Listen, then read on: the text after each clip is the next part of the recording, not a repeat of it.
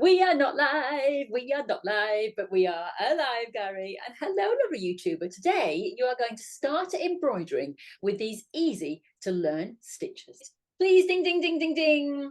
Please add the thumbs up. We would love to have that because it helps us get into the algorithm. And of course, if you subscribe to the channel as well, that helps us. And leave a comment below, because then what happens is that, YouTube just thinks, oh, this is interesting content. And so starts to shove it out there. So comments, likes, subscriptions, and the bell, ding, ding, ding, because that will tell you when we have gone and uploaded, which we do every single Friday and sometimes in between. So hello, welcome, Gary. How are you in this heat?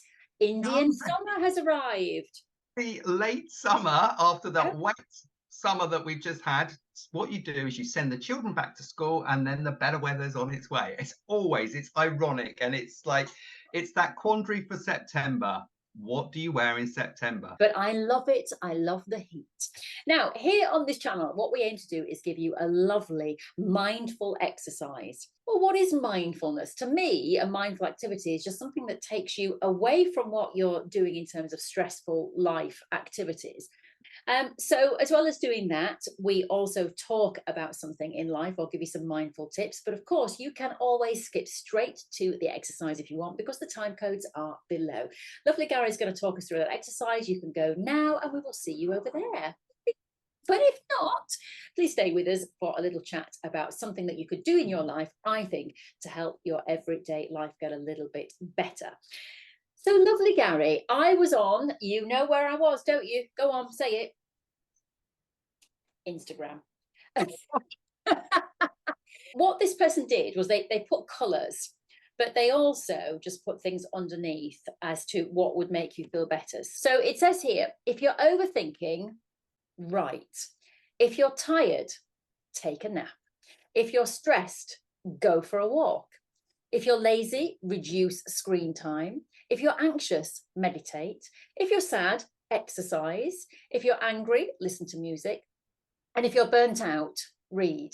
Now, I know that you might listen to these things and just think to yourself, well, they're pretty obvious. But actually, what I love about this list, Gary, is how they are so relatable and they work for different reasons. So, for example, stressed, go for a walk. So it could be stressed, meditate, but I think actually going for a walk is great because, as we've talked about before on this channel, when you actually move, it connects something in the brain, doesn't it? Which then takes you out of that state of being stuck. We've talked about that before. So actually, I think exercise is a great thing to do. And I think there is a physiological thing as well, that when you do exercise, the stress hormones naturally come down, because I think you get your, maybe, I don't know what the other hormones are that kick in, but certainly they're replaced. So I think that's a really good one. Tired, feeling tired, take a nap. It sounds obvious, but if you can just take a nap, I've taken a nap in the car in Sainsbury's car park before. I've got there to do the shopping and I thought, you know what, I'm absolutely shattered. So instead of forcing myself around the supermarket, what I've done is I've locked my doors and I've sat there and I've just closed my eyes and I've just had a power nap for 10-15 minutes. And it's amazing what it can do for you, that power nap. So don't force yourself against that tiredness. Give in to the tiredness, take a nap. Everything can wait 15 minutes. Everything can wait 15 minutes. So I liked that one. Overthinking, right? Well, this is something that you and I've talked about, Gary, with the journaling, isn't it? Journaling is a great thing to do, or doodling. If you're overthinking, it means that the brain is stuck on a loop. So stop that by then getting those thoughts out. Yes. Yeah. Distract and also, your brain onto another activity. Yes. Or by writing all those thoughts down, it's almost like you're purging that overthinking, getting it written down. And once you've done it, it's like you go, I'm done. So did you write the other ones down, Garrett, when I was just talking to you there? Oh, you could pick up on them. So you know that one where they said about writing a list. So if you're overthinking or a list, and I'm a list person, so if you sort of unload from your brain onto that list, then that clears some of the clutter out of your brain, doesn't it? That's how I find. And then I'm not worrying that, oh my God, if I remembered this and I just write the list and then that's there for me to refer to. And actually, I quite like the activity of crossing it through. And it might be something I've got to do, or something that I needed to mention to somebody, or something I need to remember, and cross it through. Right, done and dusted. That actually feels really, really quite nice. I quite enjoy doing that. what was the meditation? Yes. What was the what did they say for meditation? So if you do, Anxious. So if you're anxious, anxious, yeah, meditate. yeah, and it's just having that, just, you know what meditation is, just actually counting your breathing in a way. So if you can just Yes. start off with just counting your breaths, 1 2 3 4, breathe in, 1 2 3 4, hold, 1 2 3 4, breathe out. And then if you keep doing that, what it does is regulating your breathing, and then regulates the amount of oxygen in there, and then you start forgetting about how anxious you are, your breathing starts to slow down, and it's a lot better. So that's quite often just the meditation is, I'm just going to think about breath going in and out. So that, I can see how that works. I think there was something else there as well. I don't know if I've missed anything else. Another one was, if you're angry, listen to music. Now, I think this is a great one. I'll have to try it, because actually, you know, I've done tried. I mean, you can imagine, does Gary ever get angry? Yeah, I get angry sometimes. I do. You know, some you can't help it. We're human beings, and people will upset you. But yeah, I need to think about. Next time I do it, I'm going to play some music or go to some music and just think, oh, is that calming me down? Rather than going and trying Yes. to get revenge or something. I don't Let us know. And we'd love a comment below, by the way, lovely subscriber. know. If you, what do you do when you listen to music? What do you pick? Well, there you go. Just a few little things. You know, this is the kind of thing that you could just print out. I mean, because it's actually got, you know, paints and the words under it. So you could actually make it yourself from something that we've taught you, or just make it yourself. Stick it on the fridge. And then when you do feel yourself in one of these moods, go to the fridge and go, oh, what does it suggest? Then try it. Try sitting and breathing. Try going for a walk. You know, try doing some journaling and just see how it affects you. I've got a lovely friend actually called Richard. I'll put his YouTube channel down below. He's a documentary maker, and I was watching him the other day on YouTube, and he says that journaling has literally changed his life. He's been doing it for 12 months, and it's changed his life. He's sat down and written and written and written. So I'll put a link to his channel as well. But yeah, it's, you know, give these things a go and see what happens.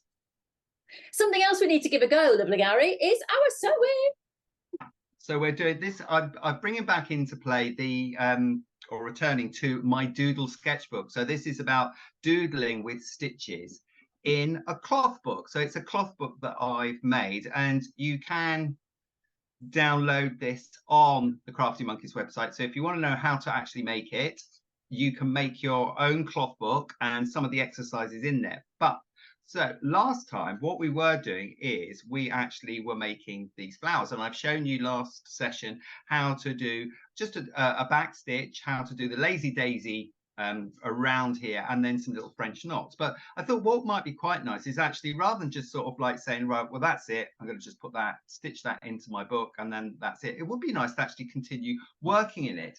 So I just think what we could do is actually add some more grasses, some more interest in it. So sort of filling it in, and with, I've got some colors here, but if you haven't got color, do not worry. It's about, the action is about doing the stitches. So let me just see. So I'm going to just, what I'm going to do is I'm just going to get, this is just ordinary, I say ordinary, it's just a perlé thread, a cotton perlé thread.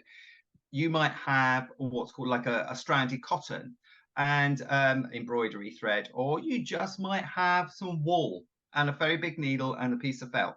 You know, that's all you really need.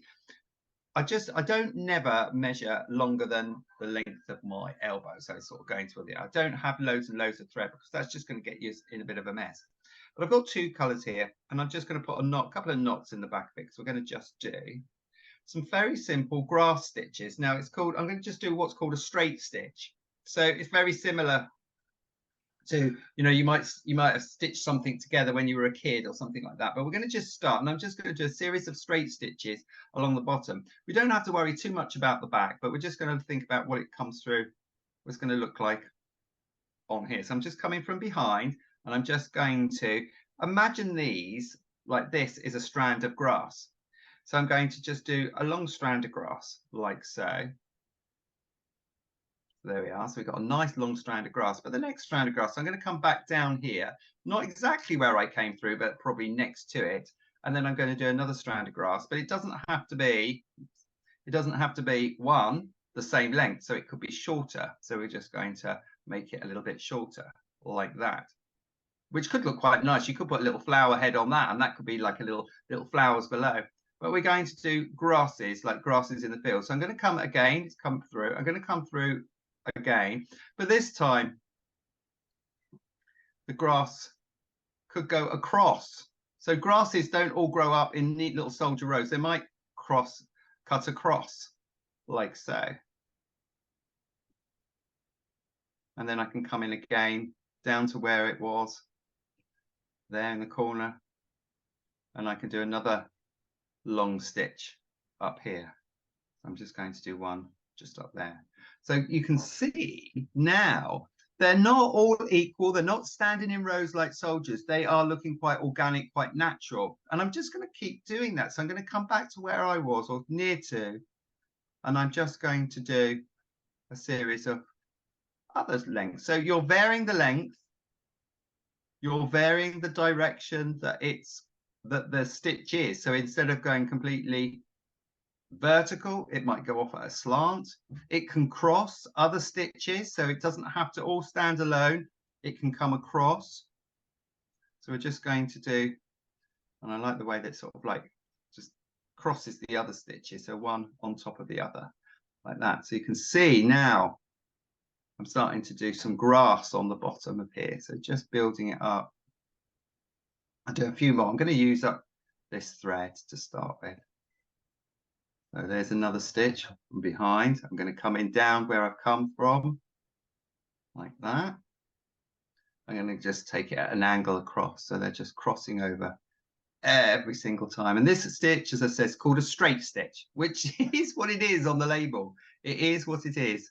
I'll show you on the back in a minute. I'm just going to do one more, so I'm just going to come through, do a longer stitch up here, push it through like that. Then come back again to the side of it, and then a little shorter one maybe to there, like that. Okay, so can you see that looks quite grass-like, doesn't it? It looks quite nice. So sort of imagine I'm building up a picture here. So you can have grass on the bottom near to the bottom of the stem of the flower. Let's have a look over the back. So the back actually doesn't look too dissimilar from the front, really. So we've got that. I'm going to do one more. Let's do one more, and then I'm going to change my stitch. So we're going to come in again. I just want to balance up the picture a little bit. I'm going to bring it out one long one and one little shorter one, but maybe one that just sort of bends off to the side like that. Okay, remember when we just lock the stitch at the back, we just hold the thread in our hand, and our non-dominant hand, we just wrap around the needle through, and then we make a little knot or a lasso knot, and then we just put our finger down there so we can actually make the knot close right near to the edge of the back of the fabric there. And then you can just then trim off what you don't want. So that is a grass stitch. Now, how's Rachel done? Let's have a look how you've got on, because I know you've gone very quiet there in the background, Rachel. How have you got on? Well, do you know, Gary, I think in life, it takes us time to find our craft. Yes. I have to say that I found I know, because when we did our free motion embroidery, which is another video in our tea time tutorial, just have a look for that one. But we did some free motion drawing, didn't we, with the machine, remember? And I said I really enjoyed it because I was creating a picture. Well, I like this very much as well, because this is the kind of thing, as we were saying, you could take on the train with you, and you could just create a lovely picture just from a few threads and a neat. I mean, that would roll up into a handbag, Absolutely. I really enjoy it. I really do enjoy the process. Okay, right. So that looks great, Rachel. You've done really well. That amazing. Okay, shall I teach you a bit more of a complicated stitch, a bit more challenging for you? Okay, so I'm going to use another color, but you don't have to. But I'm just using another color because it just will stand out a little bit more. So I'm going to put a couple more knots in that one. So we're going to do one which sort of combines what you've just done, which is a straight sort of just as what we call the straight stitch. But also, if you remember last time, we also did a little French knot as well. But we're going to do all of that in one stitch, and it's going to create sort of like really interesting little sort of stemmy, loopy stitches that's going to add a little bit more texture to your work. So if I demonstrate, so I've got a knot, I'm going to come in through the back. So I'm going to just bring in through the back, and I'm imagining like this is the ground level. So I'm coming in at that ground level. I'm going to do a longish stem, about that. You see, can you see that orange there next to it? So I'm going to do that. Now, what I'm going to do is now I'm going to come back by the side of it, not through where I've just come out. So I'm going to come back through the side of it, and I'm going to create like a loop. So I've got this, it's come through the side, and I'm going to come around and just under my finger. Can you see I'm just going to have a little loop? So I'm quite happy with that. I'm going to just go back at the top of the stem. So I'm just going to put the needle back in the top of the stem like that, but I'm not going to pull all the way through because I want that loop to stay there. So I'm creating a little loop.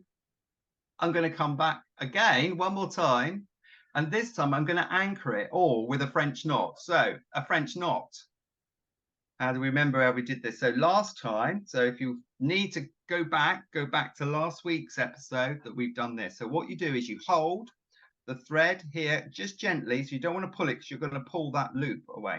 So you hold it in your non-dominant hand with your needle. You're going to wrap the thread round 1, 2, 3, even 4 times if you feel confident.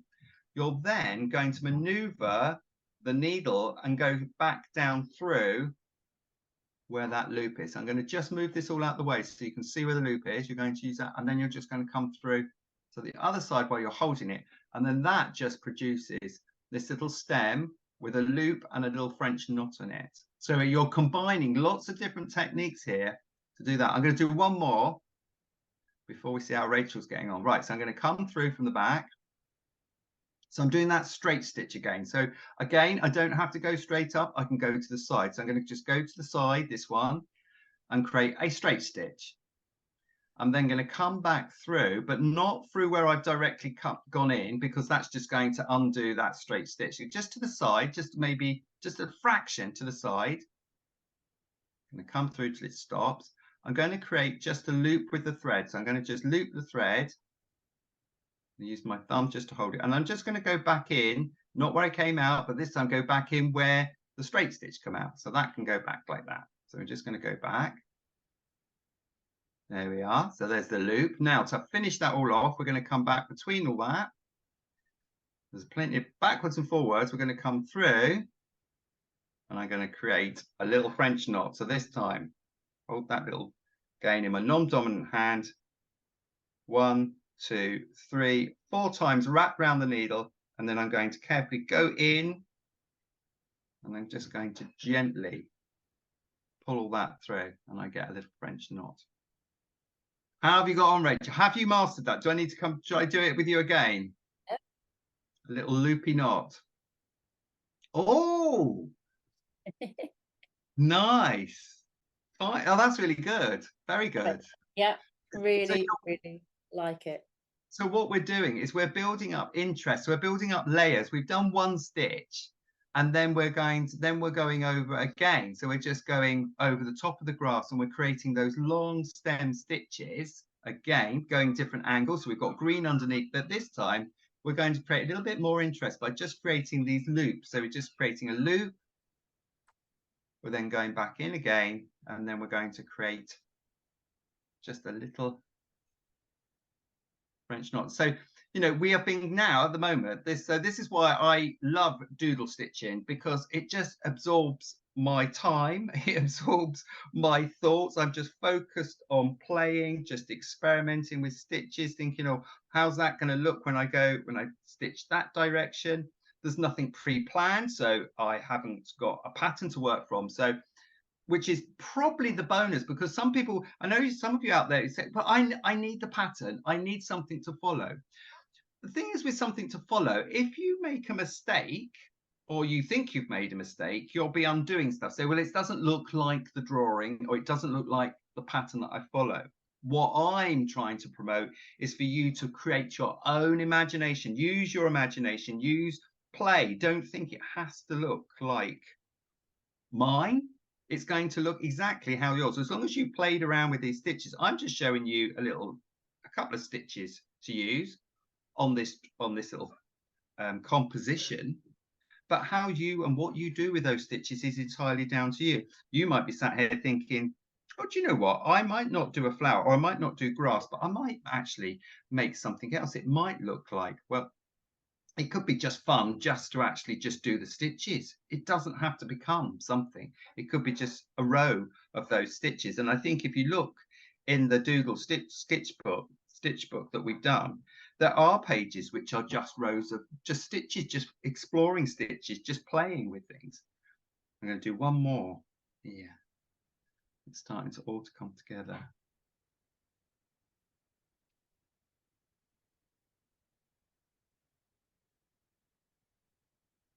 Love it. This is one of my favorite things that we've done on this channel. And we've done Really a lot. We we've done have a lot. anyone, you know, if you have a little back look at some of the stuff that we've done, I mean, it's not all stitching. So if you're finding, you know, like, oh, well, maybe stitching isn't for you, just like, no, well, I'd say give it a go, have a try. But if it's really not for you, there are lots of other things on our channel that you can have a go at for free and have a little play and just explore and get your creativity going. I just managed to undo my. If it does come, like you lose, like I've just done, my thread just come out that I have money. Do not panic. You can just rethread as you've got it in situ, and then you can pull it through.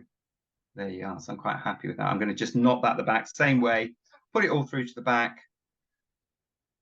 Under, and so under loop, make a loop at the back, pull your needle through it, and then to get the knot time, just put your finger on the knot, and it should, hopefully, if you've got it coming slowly enough, you should be able to get it to knot. I've done 2 knots and just get it to knot the other side just by the fabric. And don't cut the thread too short, and then that should be enough. There we are. I like the way that they actually now, you know, these little loops actually stand out. So rather than being a really like flat embroidery, I don't know if I turn that around, if you can actually see, can you see how they, if I turn it at different angles, you can see that they loop out, so you can have them really don't have to all be flat at all. They can all just, they can stand out really nice. And that's actually what's quite nice, you know, if you ever go to, you know, you frame embroidery, it's quite nice to frame in one of those little box frames, so let the embroidery move in the box frame. I think that looks really nice, rather than it flat with the glass against it. Again, you learned the little plain French knot on itself. So some of these, like stems, could have a little French knot, or you could just place little French knots in amongst them. If you got another color, you know, maybe it was the red that you had here before, maybe it's white, and then you just put a few little dots of French knots in there. You could do that also. You can also continue with the grass. You could put more colors of grass. You might have another variation of the green, or you might have a more of a sort of like a corn type wheat color thread that you could put in there. It could be the dried grasses also. So there's a lot you can do that. I'm really happy with that. I'm really quite pleased. I'm quite very proud to now put that into my little doodle sketchbook. So I think that can very well sit in amongst my other ones now, because it's all a slight variation on a theme of flowers and doodling and thread and stitches and different weights of thread and things like that. So I'm going to add that to that. I'm quite happy with that. I just added a loop because I like symmetry. And it was annoying me that I didn't have a loop at the bottom. I see, yeah. But you know, it's got your flower, it's got such a nice realistic feel to it. It's very naturalistic. I just so it's really nice. You can you know, sometimes we're tempted to over tweak it and make it all neat and in symmetry. But you know, nature doesn't do that. Nature just lets it be. It was just annoying me. But I've put in a little, I'm not sure if you can see, the camera will. So annoying how this camera won't focus. There. Yes. I've started sewing little purple. This is a glittery fabric. You can see a slight. Oh yes, glittery threads. Yeah. I thought I might just add a few little sprinkles of purple flowers there, just to sort of set it off. But I do love it. I absolutely love it as a piece, and I think I'll just pick it up and keep doing bits and pieces on it, which is the whole idea, isn't it? It is so indeed. Very pretty. Very pretty indeed. Lovely. Well, let's bring us back into the room now, people. Woo! It's like we've been meditating. Here we are back in the room. I love it. It's one of my favorite things to do. It's one of my favorite things to do. To sit there and play like that. I'm just imagining myself on a train now. Me and Russell James Barrett will be sat there together with our hand sewing. And it's contemporary. It's and I think we think of embroidery as such as it's all has to be very tight, and it's very like certain patterns. You're not allowed to really go outside of that. What I like to do is just really just play, and what I call it is doodling with stitches, really. And so I think it's much more contemporary. I think it's much more accessible to every person, boys and girls. You can all do this quite easily, and it really, I mean, try it. It takes your mind away. You are just concentrating on trying to get those stitches, trying to pull the thread through what you're creating. It's like the worries and the anxiousness and the stress is just like it's over there somewhere, because you're in the zone while you're creating. Yeah, it's lovely. It's a lovely thing to do. And I we keep doing this every week, Gary, and I just want more and more people to give it a go, because I know that, with Crafty Monkeys, I know we've got some serious quilters who are watching, who are way beyond, doing straight stitches, but that's not the point. The point is about mindful sewing. It's about just taking you away for 20 minutes. And as you were rightly saying there, when you're following a pattern, when you're creating something big, there's a pressure actually with that. There's a stress with that. This is completely stress-free, because if your French knot goes wrong, unpick it if you have to. But then again, my French knots, probably if a French knot expert looked at them and go, that ain't a French knot, look, and I'd go, it looks like one to me, and I like it. So that's all that matters. That's what matters. Exactly. They'd probably say it in a French accent, that isn't a French knot. Not sure what that accent is. I picked up a lovely phrase in French, actually. Vis la vie avec un cœur et un esprit ouvert, et tu ne te tromperas pas. Live your life with an open heart and mind, and you won't go wrong. That's so sweet. That's going to be your mantra. We apologise now to French. Oh, the French people. accent. Yeah. Anyway, there you are. Right. Lovely, Gary. Thank you so much for your sewing expertise, your friendship, your mindful moments, and for what you're trying to do here on this YouTube channel with me. And thank you, lovely YouTuber. Do go to our tea time tutorial list, because there are way over 60 videos there now. And we would love to have your company on those videos. So until next time, we shall say,